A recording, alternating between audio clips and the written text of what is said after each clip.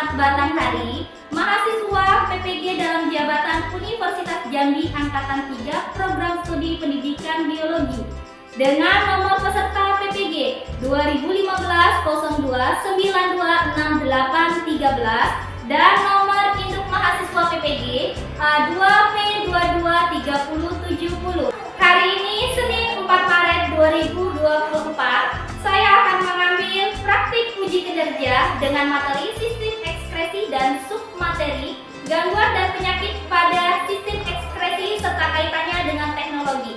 Kepada dosen dan guru penguji, selamat menyaksikan. Assalamualaikum warahmatullahi wabarakatuh. Waalaikumsalam warahmatullahi wabarakatuh. Nah, hari ini hari Senin tanggal 4 Maret 2024 kita belajar biologi ya. Ya. Nah, kita mulai pelajaran biologinya, tapi alangkah lebih baiknya di sini sebelum kita memulai pelajaran kita membaca doa terlebih dahulu ya. Baik, Ibu minta kepada ketua kelas untuk memimpin doanya. Silahkan ketua kelas pimpin doanya.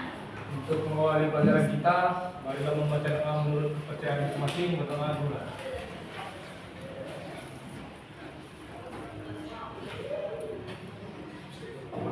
Ya, kita lihat ya. Selesai. Baiklah, anak-anak Ibu semuanya. Ibu mau memeriksa kehadiran kalian. Bawa handphone semua hari ini? Bawa. Nah, silahkan untuk mengisi kehadiran kalian. Kalian scan barcode yang ada di depan ya. Ya, Bu.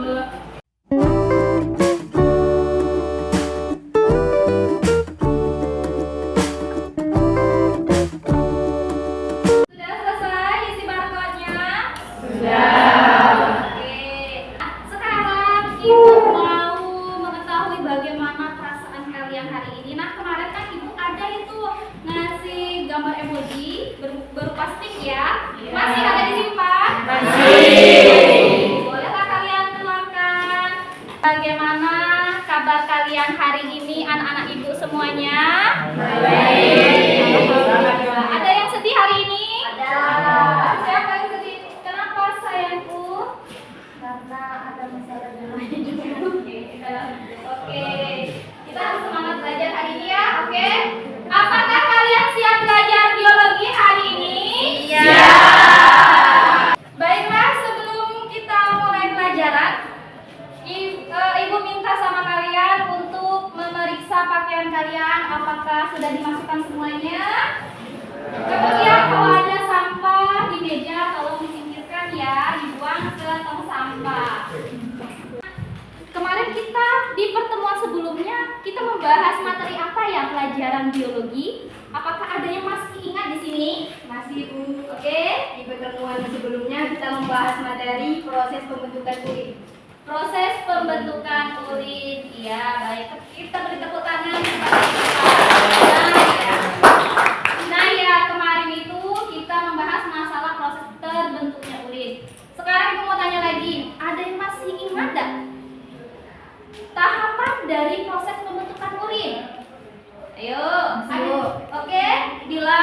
Ada 3 proses pembentukan urin. Yang pertama itu proses filtrasi atau penyaringan pada glomerulus menghasilkan urin primer. Proses kedua reabsorpsi pada tubulus contractus proximal dan lengkung Henle menghasilkan urin sekunder. Proses ketiga augmentasi pada tubulus distal dan tubulus pengumpul menghasilkan urin sesungguhnya. Oke, benar sekali. Kita beri aplaus dulu.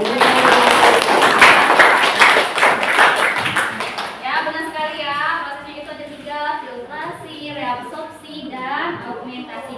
Oke, untuk pelajaran minggu lalu ini ada kaitannya dengan pelajaran kita hari ini. Nah, sekarang Ibu mau menayangkan sebuah gambar. Nah, ini gambar anak sedang apa ini? Seseorang yang sedang membuang air kencing atau air kecil ya di tepi jalan. Nah, sekarang Ibu mau tanya sama kalian, pernah tidak kalian itu melakukan hal yang pada gambar yang sudah Ibu tayangkan ini? Pernah, Bu. Oke, Radit. Kalau misalnya lagi perjalanan jauh terus nggak menemukan toilet umum. Tidak menemukan toilet umum, berarti Radit sudah sering seperti itu ya.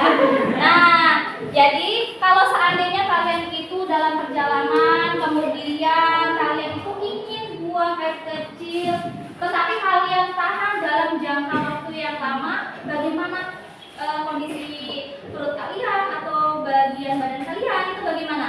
Saya, Bu, Oke, Amira. seperti pengalaman saya mengalami rasa sakit pada kantong kemih. Kantong kemih, iya, karena rasa sakit pada kantong kemih. Kalian tahu nggak kenapa bisa merasakan sakit itu? Tahu Bu? Iya, Dila? Itu disebabkan karena kita menahan buang air kecil terlalu lama. Oke, benar sekali Nadila. Itu karena kita itu terlalu lama menahan air kencing terlalu lama ya. Baiklah, Ibu lanjutkan lagi. Di sini ada motivasi. Jika kamu tidak belajar apa yang kamu inginkan, maka kamu tidak akan pernah mendapatkannya. Jika kamu tidak bertanya, maka jawabannya adalah tidak. Jika kamu tidak melangkah maju, maka kamu akan tetap berada di tempat yang sama. Apakah kalian mau tetap berada di tempat yang sama? Kalau orang sukses, kita juga ingin sukses. Baiklah, lanjut lagi. Manfaat pembelajaran kita hari ini. Dengan mempelajari gambar sistem ekspresi ini, kita akan mengetahui perkembangan penyakit-penyakit yang menyangkut sistem ekspresi dan bagaimana cara mencegah dan menanggulanginya serta kaitannya dengan teknologi. Jadi dari pelajaran ini nanti kita bisa tahu penyebabnya itu apa, penyakitnya apa saja yang terdapat pada sistem ekspresi. Nah, kemudian di sini ada tujuan pembelajaran. Yang pertama, ini tujuannya ada dua ya anak-anak Ibu. Nah, untuk tujuan yang pertama, melalui tayangan video, peserta didik mampu menganalisis beberapa gangguan dan penyakit sistem ekspresi pada manusia dalam kehidupan sehari-hari dengan benar.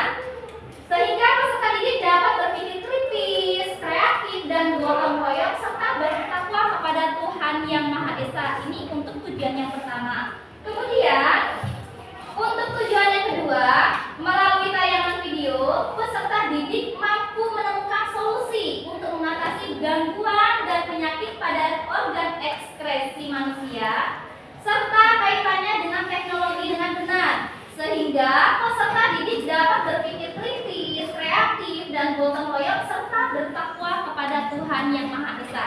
Jadi, hari ini tujuan pembelajaran kita ada dua.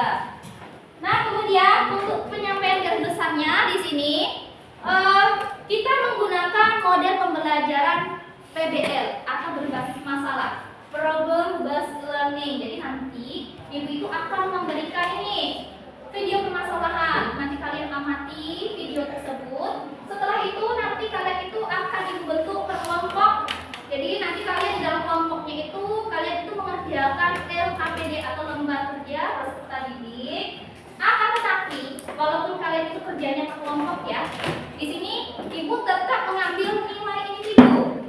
Nah, jadi bagaimana kalian itu bisa menciptakan kerjasama di dalam kelompok kalian, bagaimana keaktifan di dalam kelompok kalian, jadi itu tetap Ibu nilai, bukan hanya kelompok ya, walaupun kalian kelompok, tapi untuk nilai individu tetap Ibu ambil. Nanti, kan kalian ini kerja kelompok ya, kalian itu akan mempresentasikan hasil kerja kalian. Itu Ibu bebaskan, boleh dalam bentuk video, dalam bentuk slide PowerPoint, dalam bentuk poster atau bentuk lainnya itu Ibu bebaskan. Nah, nanti juga Ibu akan memberikan soal poster. Di sini Ibu mau melihat kemampuan kalian setelah melakukan proses pembelajaran. Nah, setelah itu nanti juga akan melakukan refleksi pembelajaran. Baiklah, sebelum kita memulai pembelajaran, Ibu mau melihat kemampuan awal kalian. Silakan kalian scan barcode quiz yang ada di depan. Kalian kerjakan soal yang ada di dalam list ini. Dan ini soalnya ada 10 ya dalam bentuk pilihan ganda.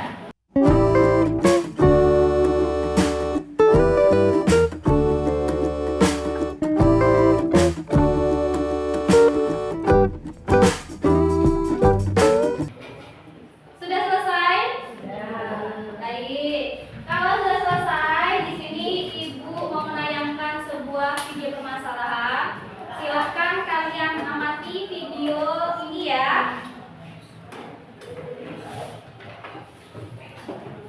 orang anak yang menderita gagal ginjal akut meninggal dunia di Jambi. Sementara di Kota Bandung, 12 anak dirawat di rumah sakit juga akibat gagal ginjal akut. 2 pasien anak yang mengalami gagal ginjal akut di Rumah Sakit Raden Matahir Jambi akhirnya meninggal dunia. Kedua anak tersebut berusia 8 tahun. Satu di antaranya sempat mendapat perawatan dengan menjalani 5 kali cuci darah, namun akhirnya tak tertolong. Sementara itu, di Rumah Sakit Hasan Sadikin Bandung, Jawa Barat, 12 anak dirawat akibat diduga mengalami gagal ginjal akut. Dari Jambi dan Bandung, Jawa Barat, tim liputan Ayus melaporkan. Dari video permasalahan ini tentang anak yang terkena apa tadi? Gagal ginjal akut itu di Jambi dan di Rumah Sakit Hasan Sadikin Bandung ya. Nah, dari video ini ada yang mau ditanyakan nggak? Atau ada yang mau menanggapi tentang video permasalahan ini? Saya Bu, Oke, Salimah. menurut saya terkait video yang telah ditayangkan, penyebab utama dari kegagalan ginjal akut pada anak-anak yang bisa menyebabkan kematian itu apa ya? Oke, apakah ada yang bisa menjawab? Apa penyebab dari kegagalan ginjal akut pada anak-anak? Saya Bu. Ya, Aisyah silakan untuk menjawab pertanyaan dari Salimah. Penyebabnya karena mengkonsumsi makanan pengawet terlalu banyak dan tidak diimbangi dengan asupan gizi. Ya, kata si Aisyah katanya terlalu banyak mengkonsumsi makanan dan minuman dan bahan pengawet terlalu banyak dan tidak diimbangi dengan konsumsi air putih ya. Baik, kita beri aplaus kepada Aisyah.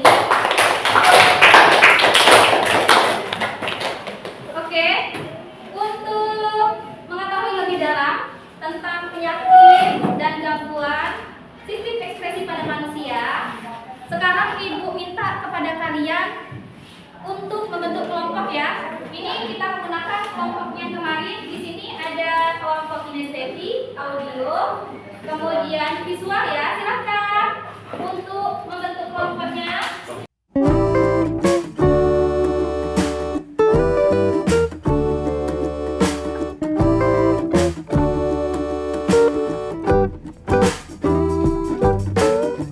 Sudah dari kelompoknya masing-masing?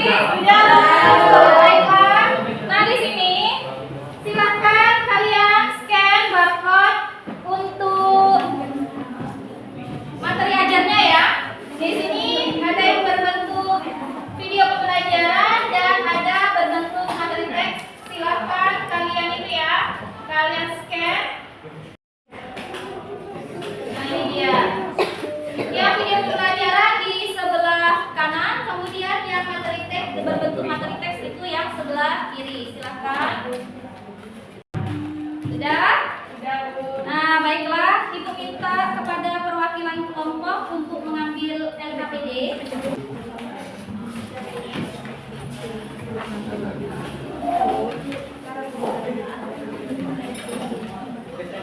Di dalam LKPD ini ada petunjuk kegiatannya ya. Silakan kalian kerjakan LKPD-nya berdasarkan petunjuk yang sudah ada di dalam LKPD. Kemudian dalam kerjaan LKPD kalian itu boleh menggunakan handphone ya. Boleh kalian mencari sumber-sumber dari Google atau dari YouTube, itu silahkan kalian buka handphonenya, kemudian itu untuk video dan materi ini isinya sama ya. Isinya sama, hanya bentuknya saja yang berbeda.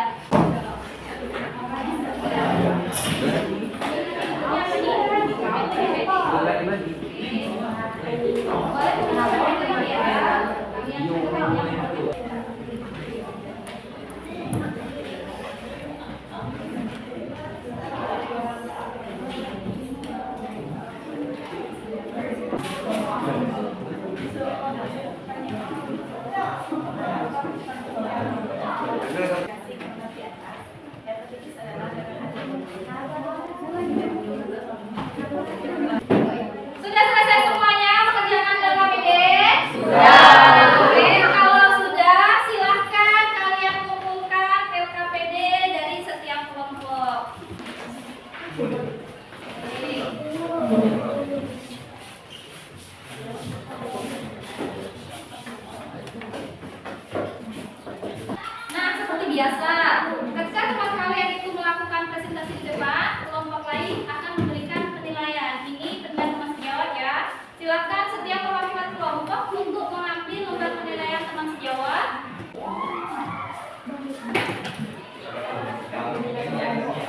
Oke, Ibu lihat di sini kalian itu lesu sekali. Jadi sebelum presentasi, Ibu mau kalian itu melakukan ice breaking. Jadi ice breakingnya seperti ini, perhatikan Ibu ya. Kalau Ibu sebutkan silahkan duduk, berarti kalian duduk. Ingat, tapi kalau seandainya Ibu mengatakan duduk, itu kalian tidak boleh duduk. Berarti di sini kalau ada silahkan.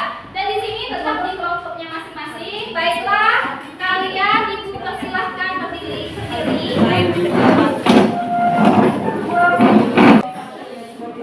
Silahkan duduk.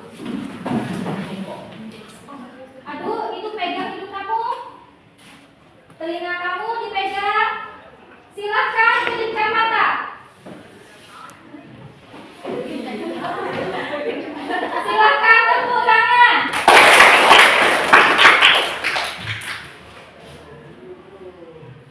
Tersenyum. Silahkan pegang telinga. Turunkan. Oke.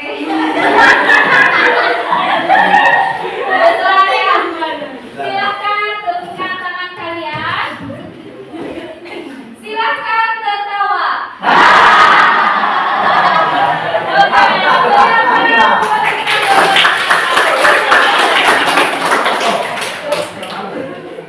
Nah, baiklah. Sekarang Ibu minta kepada kalian untuk setiap kelompok mempresentasikan hasil kerja kalian ya.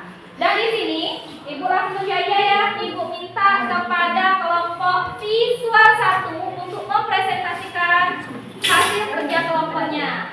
Assalamualaikum warahmatullahi wabarakatuh. Waalaikumsalam warahmatullahi wabarakatuh.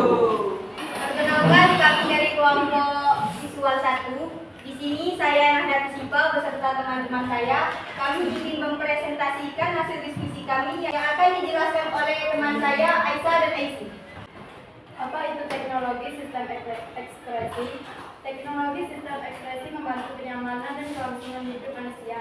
Teknologi dalam sistem ekspresi yang pertama ada hemodialisis atau darah. Suatu tindakan di mana darah pasien dibersihkan pada penderita gagal ginjal akut, di mana darah pasien dirawat untuk menarik vesikel dan air dari darah.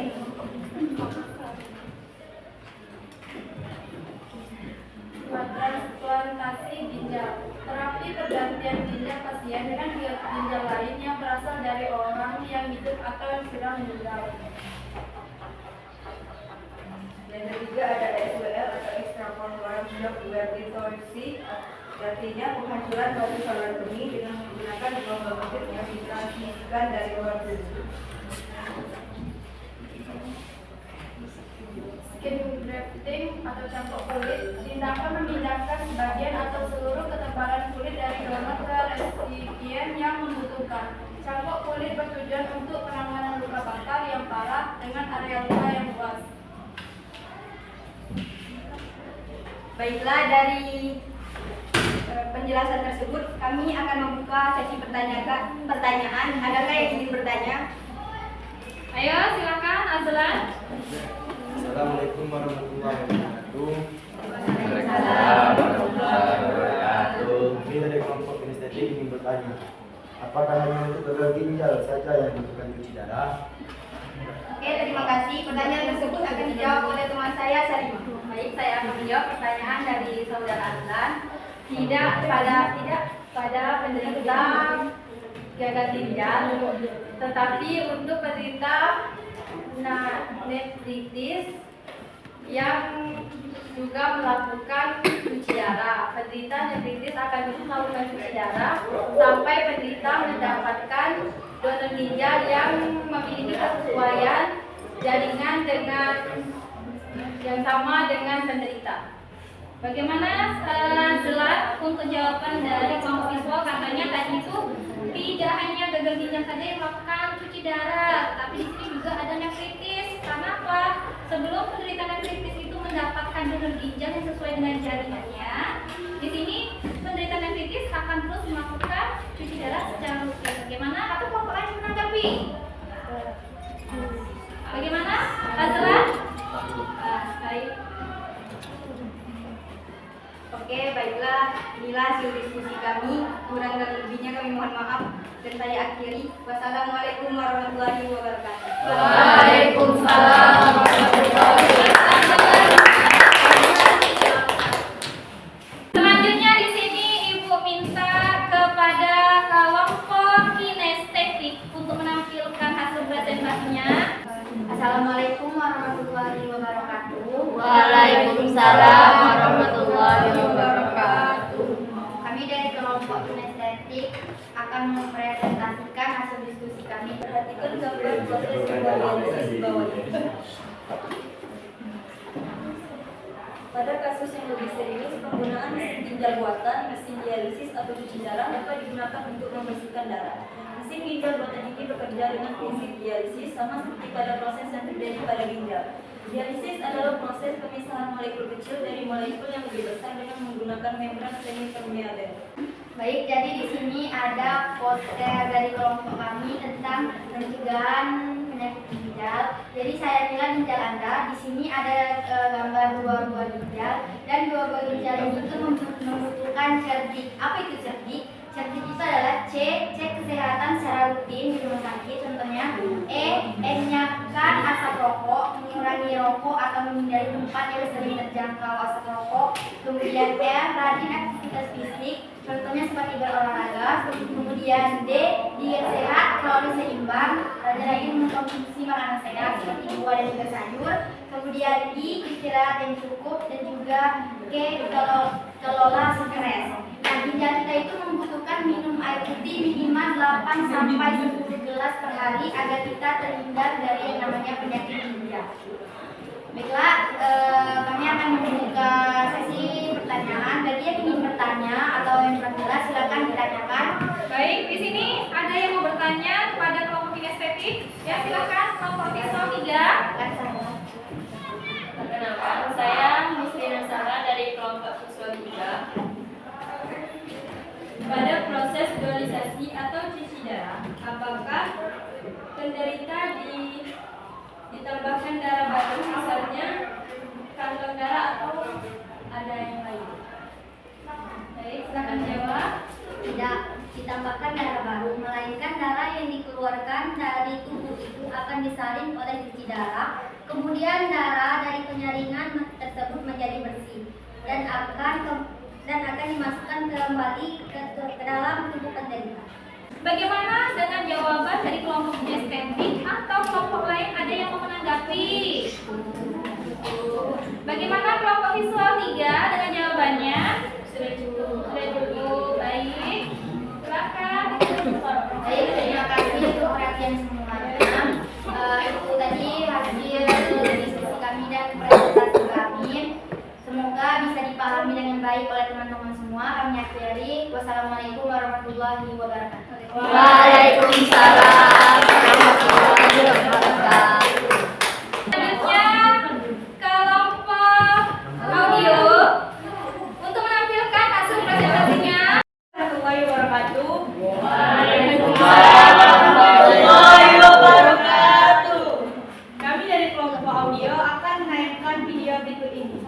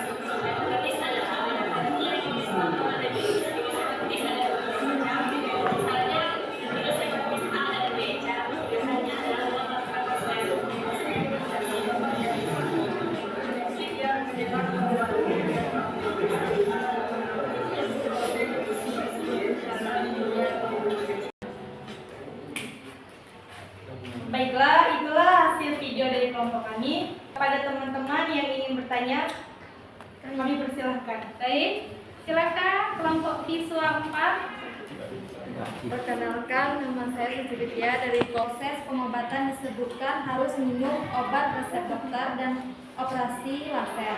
Selain pengobatan tersebut, apakah batu ginjal dapat diobati dengan obat herbal atau tradisional? Batu ginjal bisa diobati dengan cara herbal, akan tetapi jika masih ringan bisa diobati dengan mengkonsumsi buah apel dan seledi. Jika batu ginjal sudah memasuki kategori akut, maka harus melakukan pengobatan sesuai anjuran dokter.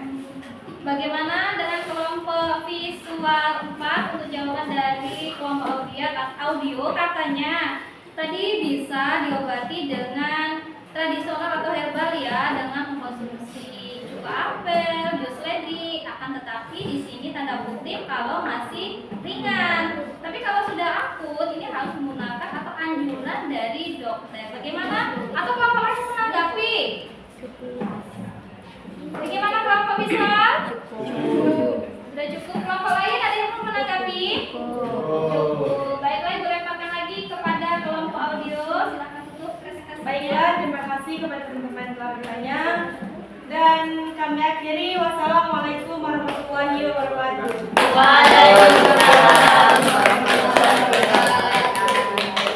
Baiklah, kalian sudah mempresentasikan hasil kerja kelompoknya, sudah selesai semuanya. Untuk hasilnya itu sangat bagus sekali. Tadi pada kelompok visual mempresentasikan hasil diskusinya itu menggunakan tampilan slide PowerPoint ya. Kemudian untuk kelompok kinestetik ini menggunakan styrofoam berupa poster tentang ginjal, bagaimana cara menjaga ginjal. Kemudian untuk kelompok audio ini menggunakan video dan semuanya itu sudah sangat bagus sekali. Baiklah, benar kata teman kalian tadi ada sebuah pertanyaan. Katanya, apakah dengan pengobatan batu ginjal itu hanya menggunakan resep dokter, kemudian operasi, apakah bisa menggunakan herbal atau cara lain? Dan jawabannya, kalau masih dalam keadaan ringan, itu bisa menggunakan herbal. Akan tetapi kalau sudah akut, itu tidak bisa. Itu harus menggunakan resep dokter.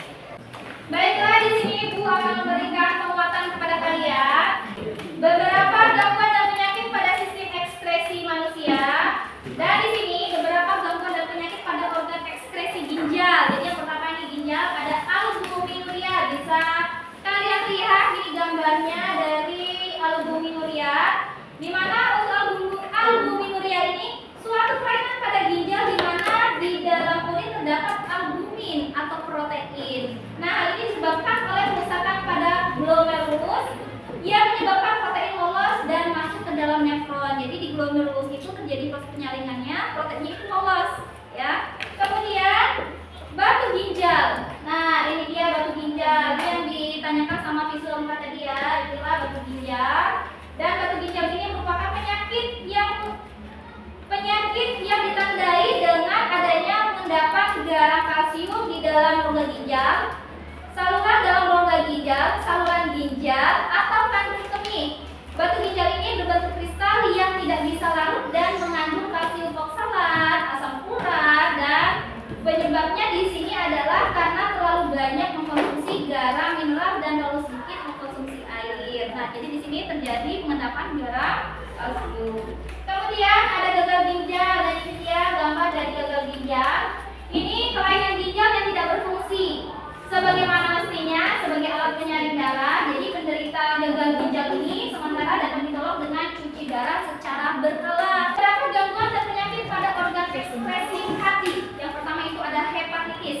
Nah, radang hati yang disebabkan oleh virus. Jadi di sini ada virus hepatitis A dan virus hepatitis B. Nah, di sini ada patologi sistem ekskresi. Tadi sudah dijelaskan juga. Dan di sini ada 4 ya. Hemodialisis ini berhubungan dengan cuci darah, transplantasi ginjal, kemudian SWL, sindrom korporeal, software lithotripsy. Nah, di sini ada batu saluran, kemudian sintetik, ini campur kulit. Nah, baiklah. Di sini Ibu minta kepada kalian, salah satu di antara kalian untuk menyimpulkan pelajaran kita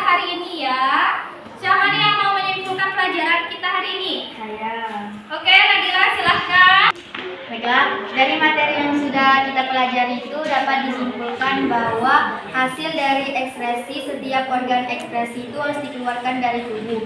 Karena jika tidak dikeluarkan itu dapat berdampak buruk bagi kesehatan tubuh, yaitu dapat menimbulkan gangguan dan penyakit pada organ ekspresi. Selain itu juga dapat menyebabkan kematian. Dari masalah ini, adapun teknologi yang berperan dalam proses pengobatan seperti hemodialisis atau teknologi cuci darah, transplantasi ginjal, ESWL atau penghancur batu saluran kemih, dan juga skin grafting atau cangkok kulit. Ya, betul sekali. Oke, kita beri aplaus kepada Nadila.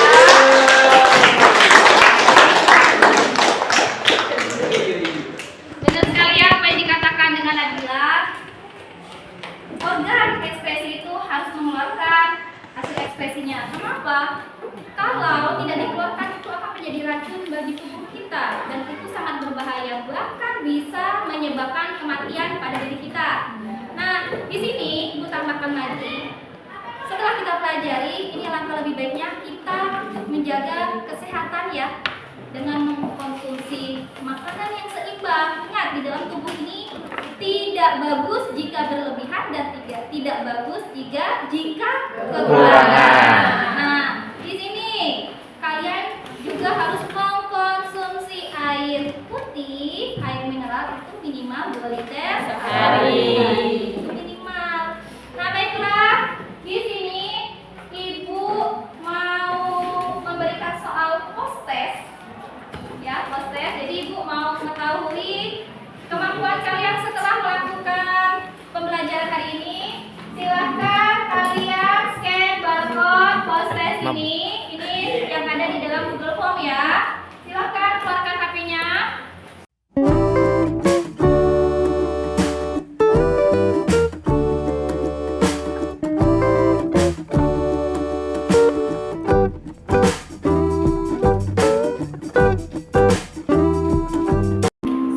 Sudah selesai semuanya mengerjakan? Oke. Nah, sekarang Ibu mau merefleksi pembelajaran hari ini. Dan ini Ibu juga menggunakan Google Form. Silahkan kalian scan barcode refleksi pembelajaran kalian hari ini.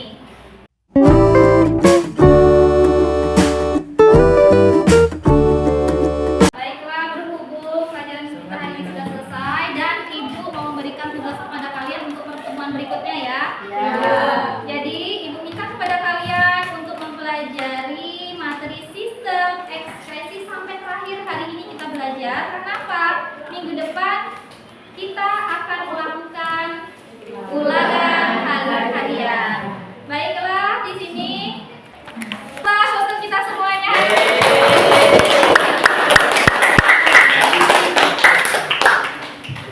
Supaya pelajaran kita hari ini berkah untuk diri kita.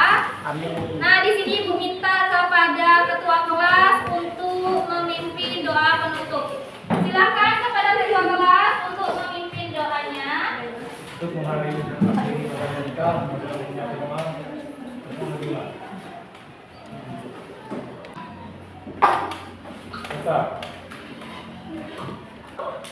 Baiklah, untuk menutup pertemuan kita hari ini, Ibu ucapkan terima kasih. Assalamualaikum warahmatullahi wabarakatuh. Waalaikumsalam.